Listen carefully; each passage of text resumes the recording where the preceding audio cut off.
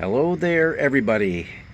Out here thinking first thoughts on a Friday, thoughts about our gospel lesson that's coming up from the 6th chapter of John. Remember, we're going to be stuck here for a few weeks.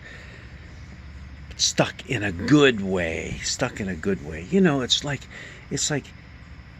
having nothing but raisin bread in front of you. And what do you do with that raisin bread? Well, you make raisin bread French toast with it. Oh man, pouring all that syrup on there. Why do I mention all this? Because we're talking about bread, the bread of life. Who is Jesus? Not raisin bread, but that's another story for another day, right? Raisin bread, that is. The story for today is Jesus being the bread of life. Our lesson, gospel lesson, is John 6, verses 22 through 35. It's a little weird the way that it ends right on verse 35. But then, hey, we'll pick up with that again next week and push through the 6th chapter here. Not all the way through, but through a little bit more of it. Now, what's going on here? Well, with first thoughts, I'd like just to kind of toss out little tidbits and let you start thinking about it and putting together what you might say about this gospel if I happen to pick up the phone and say, oh, hey, I'm not going to be there next Sunday. Would you mind doing the sermon part of the service? And you go, oh, yeah, sure. Oh, no, wait a minute. I'm going to be gone for the next 3 weeks. Okay. Here, let's just go through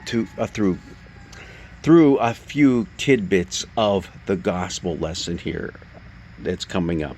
First of all, it talks about the crowd. Remember last week, Jesus had performed the miracle of the loaves, feeding the 5,000. And also, right after that, he left with his disciples and he was walking on the water to them as they went ahead of him with the boat. And he caught up to them walking on the water in the midst of a storm. You know, craziness all over. But now the crowd is looking for Jesus. And basically they had to really do some scurrying around before they finally caught up with him. And when they found him on the other side, they said, Rabbi, when did you come here today? It's because he wasn't on any of the boats that had come ashore to them after Jesus had left. So they're thinking, now where's he been all this time? Isn't it interesting that the crowd now wants to have control of Jesus? Remember how they wanted to seize him and make him king? So Jesus got out of Dodge real fast. Now they still want to have control of him. I wonder about that. How about us? Do we like to have control of Jesus? Do we like to have control of God and what he does in our lives? Something to think about. They called him Rabbi. That was a little different from what they wanted to call him at the end of the miracle, which was King. Is that significant? Did they kind of maybe taken one little step back from their earlier thoughts about Jesus? And here Jesus really getting right down to the point by pointing a finger at them and saying, you're not after me because you saw the signs, but simply because you got your bellies filled. Are you here for another miracle? Do you want raisin bread this time instead of just plain bread? Oh, no.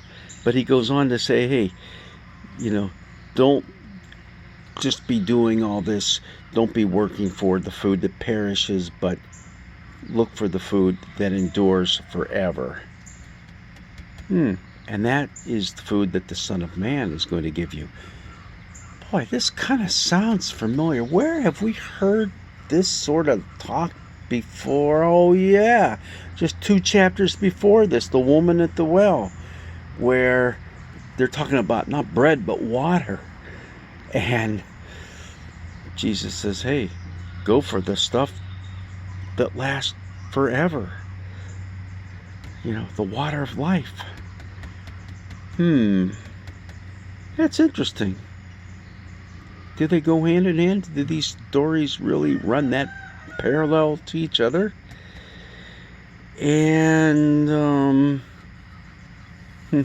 yeah, it kind of gets into that a little bit, where now the crowd is talking scripture. Okay, Jesus. Okay, let's get theological about this. If you want to go in that direction, we want a sign from you. And Jesus says, well, what sign do you want? And they said, well, you know what?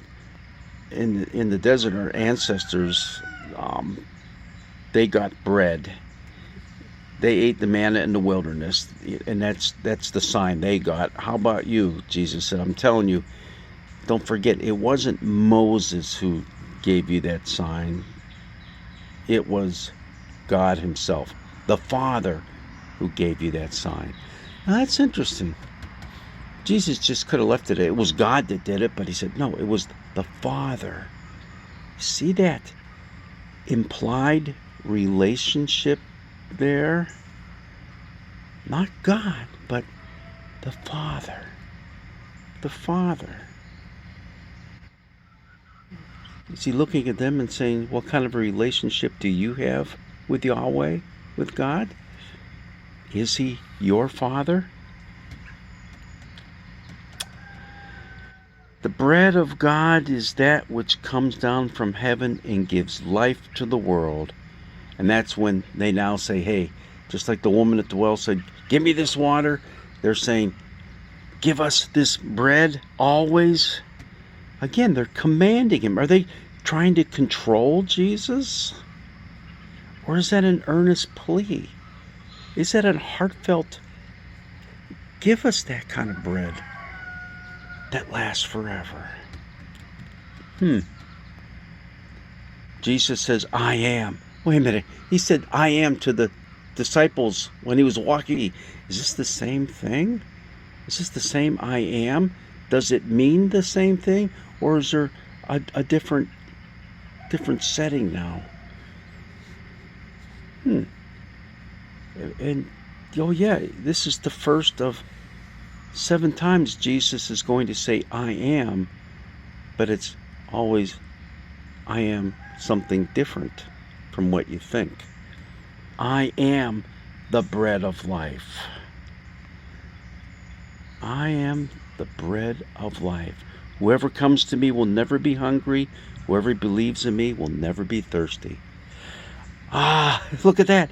Jesus just tied the 2 stories right together, right? Hunger, thirst, bread, water. They do come together. And what does that mean for you, for me? What does it mean, just going back a little bit further, when he talks about this is the work of God, that you believe in him whom he has sent? What's this believing in thing?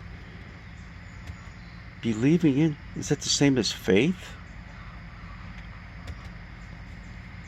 Or is it a little bit different? Is there more to it when you say believe in, opposed to saying simply have faith? Well, those are the things that we can think about for this coming Sunday. And there's so much more that's in here that I didn't even touch on. But it's a passage that I think is one of those passages that it's familiarity that we have with it kind of gets in the way of seeing the power behind it in our lives. Think about these things. Read over it. It's verses 22 through 35 in chapter 6. That's the lectionary reading for this Sunday. Dwell on it. Let it rest in your heart and in your mind as you see the different things that Jesus is revealing to us about exactly who he is, not just 2,000 years ago, but who he is for our lives here and now in 2021. Well, it's looking like it's going to be a beautiful day in the neighborhood. I hope your day starts out this well. God's blessings be with you, and have a wonderful day.